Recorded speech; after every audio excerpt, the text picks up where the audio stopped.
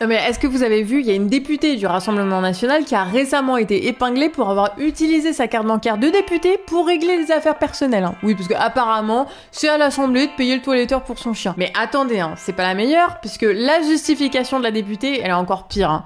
Elle s'est défendue en affirmant que le salaire de 5 000 € par mois d'un député, c'est trop peu pour couvrir ses frais personnels. Pauvre bichonne. Allez, c'est parti pour l'actu réfractaire, votre quotidienne d'actualité critique. Et oubliez pas de vous abonner pour ne rien manquer. Aujourd'hui, on va parler de piraterie et même mieux, on va parler de Paul Watson. Ce gars, c'est un pirate, littéralement. C'est la figure emblématique de Sea Shepherd, une organisation qu'il a fondée en 1974 pour mener des actions directes contre les chasseurs de baleines et de dauphins. Oui, bon, c'est un requin...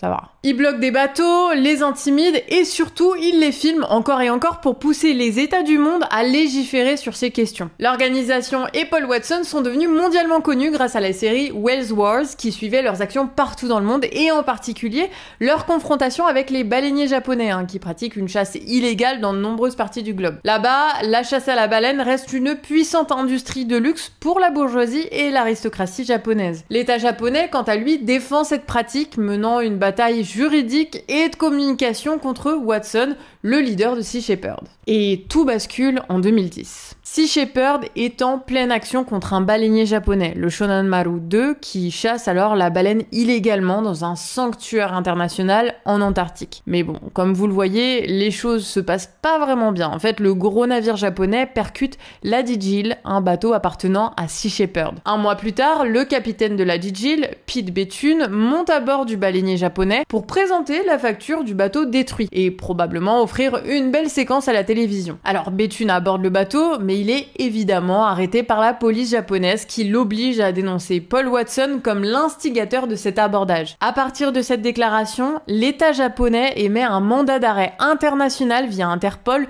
contre Paul Watson. Bon, Interpol, ça paraît sérieux, mais en fait, c'est les mêmes qui avaient justifié la perquisition d'Assange. Interpol, c'est aujourd'hui dirigé par un haut cadre de l'État émirati, un État autoritaire qui pratique encore la torture. Donc bon, autant vous dire que c'est pas fameux. Ce mandat d'arrêt est un vrai casse-tête pour Watson, parce que cela signifie qu'il peut être arrêté partout où il se rend, sauf dans les rares pays où l'État a assuré ne pas coopérer, notamment en France. Il est donc contraint, petit à petit, de se retirer en France. Alors, Sea Shepherd USA change de direction et c'est Pritam Singh qui prend les rênes. Bon, Singh à la base, c'est un riche donateur et gestionnaire immobilier, un philanthrope milliardaire qui va complètement changer la direction de l'organisation. D'une organisation de pirates, il en fait une organisation qui promeut la science et la collaboration avec les gouvernements. Fini la piraterie et vive les subventions et les partenariats pour verdir l'image publique des États et des entreprises. En 2019, Watson démissionne du conseil d'administration sous pression des autres dirigeants. Et en 2022, il quitte l'organisation.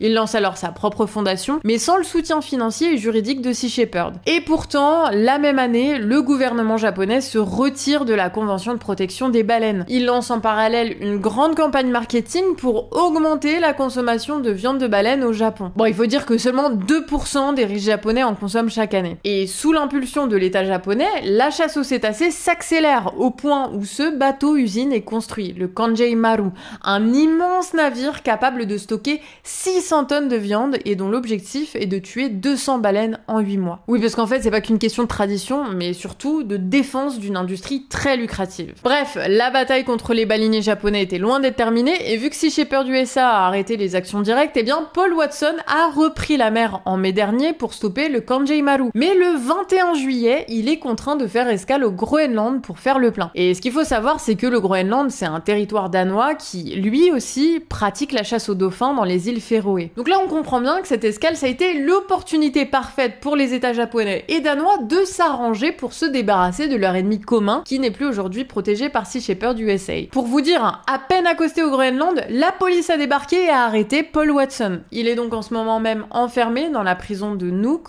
au nom du mandat international japonais et sa détention a même été prolongée jusqu'au 2 octobre dans l'attente d'une éventuelle extradition vers le Japon où il risque 15 ans de prison. Et une extradition, ça signifie que la justice danoise doit décider si elle envoie Watson au Japon pour y être jugée pour cette histoire d'abordage sans conséquence qui remonte quand même à 14 ans de ça. Bon, cette arrestation, elle a au moins le mérite de remettre sous les projecteurs la question de la chasse à la baleine et de faire parler les journalistes. Il y a aussi une pétition en description pour le soutenir et la chaîne de Sea Shepherd France qui donne des infos vu que eux ils sont restés sur la ligne de Watson. Et si cette histoire te semble importante, eh bien tu peux partager cette vidéo ou celle de Sea Shepherd France qui est disponible elle aussi en description. On passe maintenant au point abonné. Aujourd'hui on va vous parler de l'info que Johanna nous a demandé de relayer. Le 1er septembre 2024, un groupe de citoyens a occupé l'exposition L'Olympisme, une histoire du monde au musée de l'immigration à Paris. D'après les manifestants, cette action elle fait suite à la décision récente de la Cour internationale de justice. Le 19 juillet dernier, la Cour a reconnu qu'Israël viole le droit international en annexant illégalement des territoires palestiniens et en instaurant un système discriminatoire envers les Palestiniens. Alors face à cette situation, les manifestants lancent un appel. Ils demandent aux États et aux institutions, notamment au Comité international olympique, de ne pas légitimer ces actions. Leur message est clair, cesser toute assistance qui perpétuerait cette situation. Et leur revendication principale est que les Jeux olympiques incarnent véritablement les principes d'équité et de justice internationale. Voilà donc une demande qui résonne particulièrement dans le contexte actuel. Et si toi aussi tu veux nous faire parvenir des infos locales ou des infos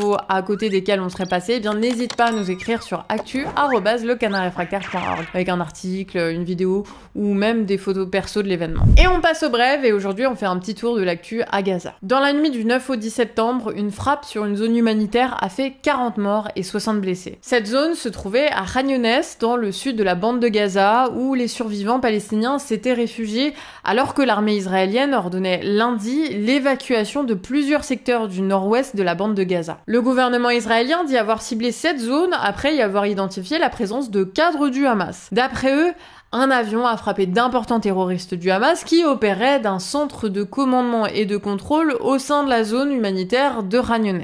Il déclare que les organisations terroristes de la bande de Gaza continuent d'abuser systématiquement des infrastructures civiles et humanitaires, y compris la zone humanitaire désignée pour mener des activités terroristes contre l'État d'Israël et les groupes de Tsahal. Mais le Hamas nie que ses combattants étaient présents sur le site humanitaire frappé. Pour rappel, on chiffre 40 988 morts dans la bande de Gaza depuis le début des frappes, d'après le dernier bilan publié par le ministère de la Santé du gouvernement du Hamas ce lundi 9 septembre. Cette dernière frappe, elle montre encore une fois que le cessez-le-feu orchestré par le gouvernement de Joe Biden et Kamala Harris est caduque.